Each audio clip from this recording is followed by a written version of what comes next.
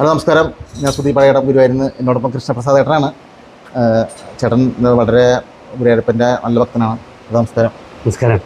ഇടയ്ക്കിടയ്ക്ക് ചേട്ടനെ അമ്പലത്തിൽ കാണാം. പിന്നെ തീർച്ചയായും ഇടയ്ക്കിടയ്ക്കൊന്നല്ല, നമ്മളെപ്പോഴും ഗുരുവായൂരപ്പനെ മനസ്സിൽ കണ്ടാണല്ലോ എല്ലാ കാര്യങ്ങളും ചെയ്യുന്നത്. അപ്പം ഗുരുവായൂർ വരിക, ഇടയ്ക്ക് ഭഗവാനെ ദർശിക്കുക എന്ന് പറയുന്നത് ഒരു വലിയ യോഗമാണ്.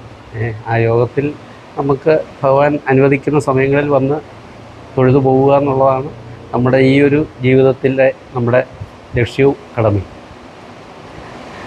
അപ്പം ഗുരുവായൂർ എന്ന് പറയുമ്പോൾ നമുക്ക് വേറൊന്നും ചിന്തിക്കാനില്ല, അല്ലേ? കൃഷ്ണൻ എന്ന് പറഞ്ഞാൽ ഗുരുവായൂരായി. അപ്പോൾ എന്ന് പറഞ്ഞ പോലെ നമുക്കെപ്പോഴും നമ്മുടെ മനസ്സിൽ ഗുരുവായൂരപ്പനാണ്. അതൊരു വലിയ ഏത് മൂർത്തികളെ നമ്മൾ ഉപാസിച്ചാലും അതിനോടൊപ്പം നമ്മൾ മനസ്സിൽ കാണുന്ന ഒന്നാണ് ഗുരുവായൂരപ്പൻ. എന്തെങ്കിലും ഭഗവാന്റെ ഒരു അനുഭവം ചേട്ടനുണ്ടായിട്ട്? അല്ല, അനുഭവങ്ങൾ പല രീതിയിൽ ഉണ്ട്. നമ്മളത് എന്താ പറയുക, ഒരു പരസ്യമല്ലല്ലോ ഭഗവാന് വേണ്ടിയുള്ള. ഗുരുവായൂരപ്പൻ അനുഗ്രഹങ്ങൾ കൊണ്ട് ലക്ഷക്കണക്കിന് കോടിക്കണക്കിന് ആൾക്കാർക്ക് അതിൻ്റെ അനുഗ്രഹം കിട്ടിയ ആൾക്കാർ എന്നേക്കാൾ അല്ലെങ്കിൽ എത്രയോ ആൾക്കാർക്ക് പറയാൻ അനുഭവങ്ങളുണ്ടാവും. അപ്പം അത് ഞാൻ പറയുന്നത് ചിലപ്പോൾ ഒരു നിസ്സാരമായി പോയി. അപ്പോൾ അതുകൊണ്ട് ആ നിസ്സാരമായ കാര്യത്തേക്കാൾ കൂടുതൽ വലിയ വലിയ അനുഭവമുള്ളവരുടെ മനസ്സിലിരിക്കുന്നതാണ് എപ്പോഴും നല്ലത്.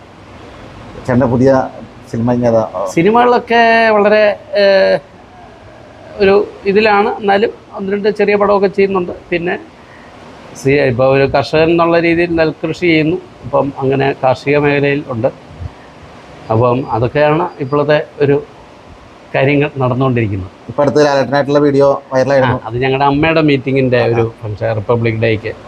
ലാലേട്ടനുമായിട്ട് ഈ പറഞ്ഞ പോലെ ഗുരുവായൂരാണ് ഞങ്ങൾ ഒരേ ഇതിൽ തന്നെ അപ്പുറം ഇപ്പുറം റൂമിൽ താമസിച്ച് 5-8 ദിവസം താമസിച്ച് ഒരു ഷൂട്ടിങ്ങിന് കുന്നംകുളത്ത് പോയി ഷൂട്ട് ചെയ്യാൻ. അല്ല അത് ഇട്ടിമാണിയായിരുന്നു. അപ്പം അതൊക്കെ അതിൻ്റെ ഒരു അനുഭവം അത്രയേ ഉള്ളൂ. ജീവിതത്തിലെ ഒരു ഭാഗ്യങ്ങളിൽ ഒന്നാണ്. അത്ര. അപ്പോൾ എന്തായാലും ഗുരുവായൂരപ്പൻ്റെ സഹായം അല്ലെങ്കിൽ അനുഗ്രഹം എല്ലാവർക്കും ഉണ്ട്. അത് മലയാളിയെന്നോ അല്ലെങ്കിൽ ഹൈന്ദവനെന്നോ അല്ല, എല്ലാവർക്കും ഉണ്ട്.